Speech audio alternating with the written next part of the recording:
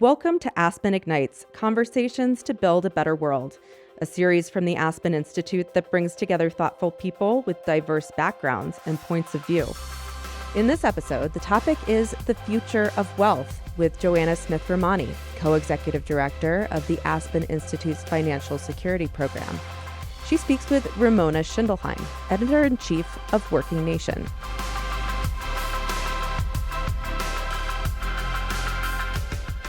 Joanna, thank you for sitting down with me to talk about this very important subject. I am excited. I could talk about wealth and building wealth and inclusive wealth all day long. Well, let's get to the heart of it. Sure. The bottom 50% of the population holds just 3% of the nation's wealth. That's right. And why are you optimistic that we can increase that? We have the willpower, we have the investment, we have the focus to increase that tenfold. Well, I start with we have the solutions. So the bottom, 3% or the bottom 50% only have 3% of the wealth, but there still is a lot of wealth in the US. And so we can examine where it came from and how other people built it and what worked for them and really start from there. We're not starting from a place of no wealth for anyone. The problem is we don't have enough wealth for most people. And what's the collective solution? What are the steps that we need to take to get there? Well, I'll say I think the reason we haven't made enough progress on this in our country is because folks have been looking for the solution, the single thing. Could we just focus on housing? Should we just focus on retirement accounts? Is it just getting everyone through college? And the reality is, and the reason our report that came out couldn't be the 25 pages we wanted, but is actually 60 pages, is because we have to respect the complexity of it. And frankly, that is what it is, that there isn't one solution, that there's a set of systems that are interacting in our country that either build wealth or don't allow wealth to build. And so we have to look at all of them together and figure out both the private sector solutions and the public sector solutions that all together at one time form this cocktail that can do something bigger than we've done before.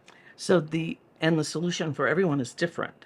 That's right. So your circumstances may be different than mine. So you have to meet people where they are.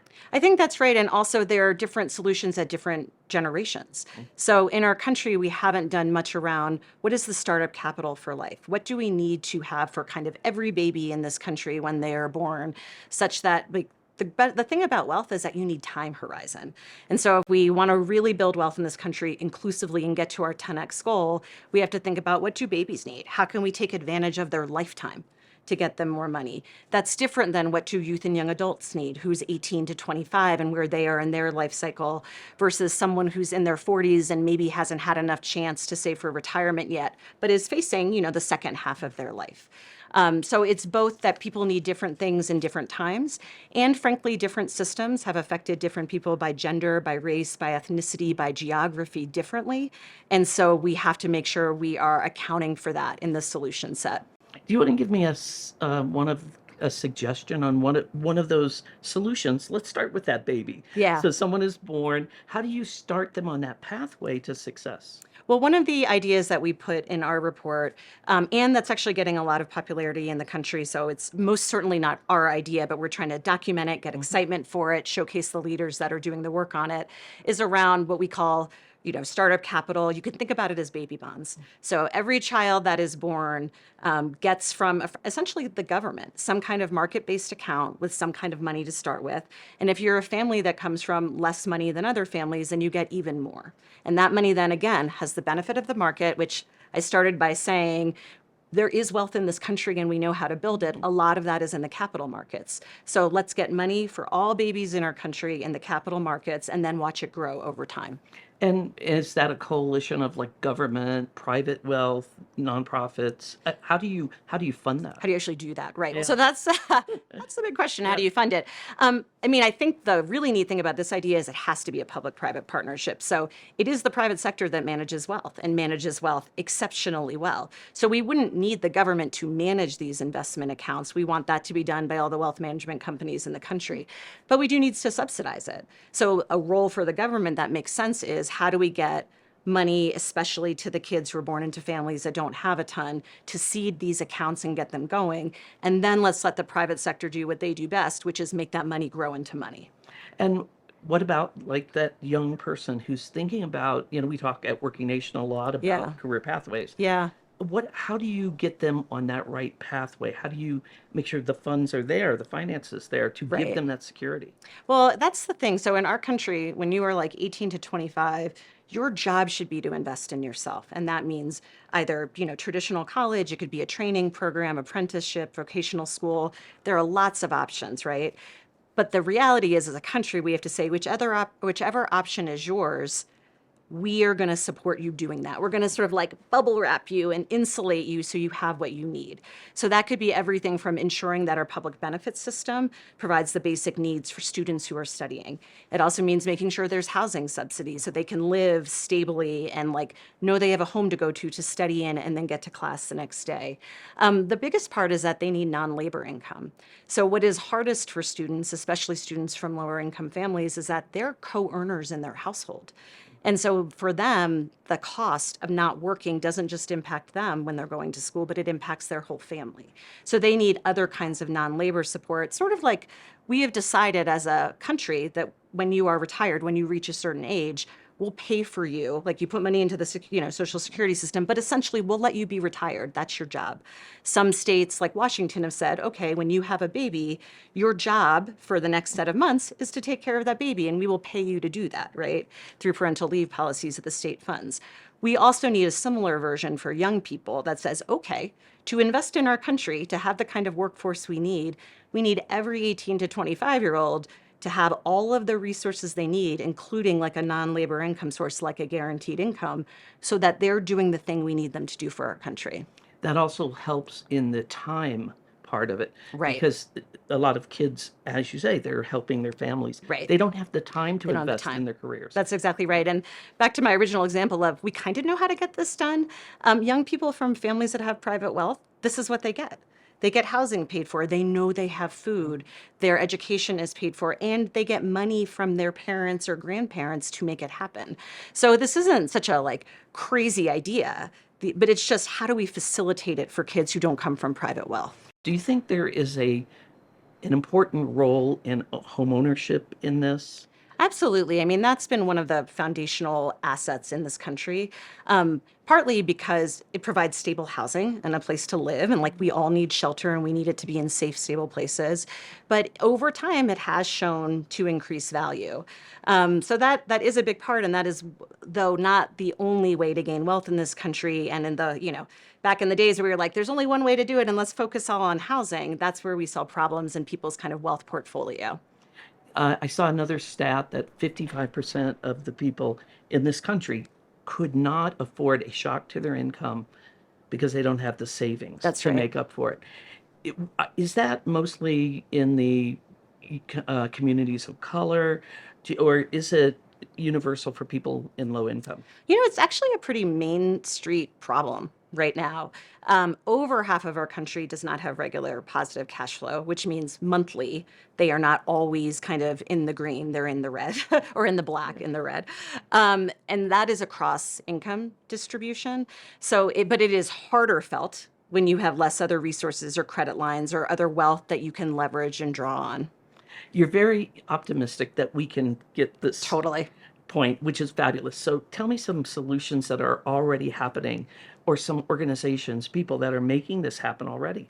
Yeah, so there's so much happening in especially the capital market space, trying to think about how do we democratize access to where money is really being made in this country. Thinking about kind of micro accounts of where you're putting in small amounts towards bigger investments is one area that we're really excited about. Work that's especially being done, research on do we understand why, for example, Black women in this country invest less in the markets than other people? And what do we have to do in account, like in product design, in who the providers Is are? that distrust, or? It's a whole range of things. I think it's distrust. It's lack of familiarity from historically families not being in it. It's lack of access. The way most people in this country have access to the markets is through their retirement account at work, but not every work provides that retirement account. So there's a range of issues there, but it is problematic because we will not make progress towards 10xing the wealth of the bottom 50% of Americans if people will not put their money into the market. And who leads this movement? Because it has to be a movement. It It's a has to be a campaign. mind- That's right. it has to It's be a all of us. mindset. Yeah. It totally is. Well, in our paper, we actually invite everyone in because we know what we know, but we only know that because of the leaders out there that have been working with us on what are the solutions, what are the objectives, even what is this goal? Should it be 10x? So it's all sectors, and it's kind of even all cross sectors. If you care about education and you want to see young people get through not just, 8th grade, 12th grade, but college and have jobs that bring them real financial security and joy in their life, then you need to care about financial security. If you care about making progress on food insecurity or hunger, then you care about financial security, right? Like it is undergirding kind of all of our country's biggest problems. The word you used, undergirding of our society. Yeah. I think it's an important idea that if we don't do this, we have people who will just keep falling further and further behind. Yeah. And they're never going to catch up to the rest, those of us who might have that money. That's exactly right. I mean, we're losing, if not lost, our middle class in our country, and that's not really about income. That's about the combination of income and wealth, and that isn't just actually about individual thriving and prosperity. That's actually about our country's foundations and our democracy. So these issues are bigger. I mean, I certainly care about truly like every child getting the opportunity my children get, and that we are losing creativity, scientific innovation, talent, like all the things that make our country by not having everyone thrive. But ultimately, we're about to destroy our own country and the democracy that we feel is important and gives us all the rights and benefits we have if we don't do something about this problem. And we always talk about the American dream in Yeah. this country, and it's always been to like take your family to a step beyond beyond where you came own. from, right? Yes, exactly. So it seems that this would really go a long way to help make that American dream happen for all Yeah. these people again. I mean, it has to. We have to come up with a way where there's more intergenerational wealth for more people. And we can, by the way, and we can.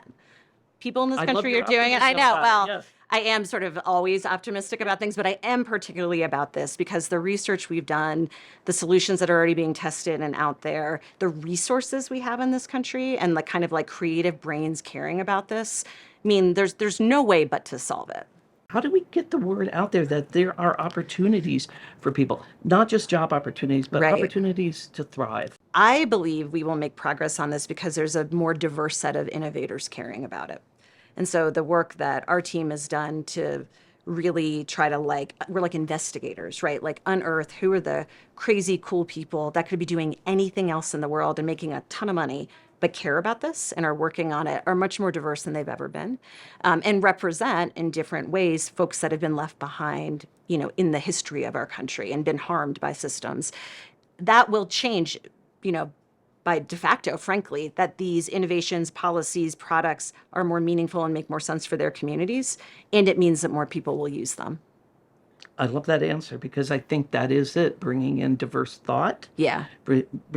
People from diverse culture increases our reach on all of this. And I'll just say overall in our country, I mean, our work at the Financial Security Program and our hope ultimately is that people recognize, not so that like they care about the thing I care about, but because it matters, that this issue of wealth inequality and financial insecurity in our country is like the same kind of issue and urgency as climate change and climate issues and adaptation in our country. And in fact, they are intersecting and interacting, right? But these are the things to solve right now. And if we did, we would cascade into some of the other really big challenges that we see around education, around poverty, around hunger, around like our government, around democracy, around, active citizen participation. These are the things that we've got to deal with first, and then we will have other benefits as a result. They're all interconnected. Truly, that's why there's no one solution. It's the cocktail. Thank you, Joanna. Thank you so much. This great. was fantastic. It was great talking to you. Great talking to you too.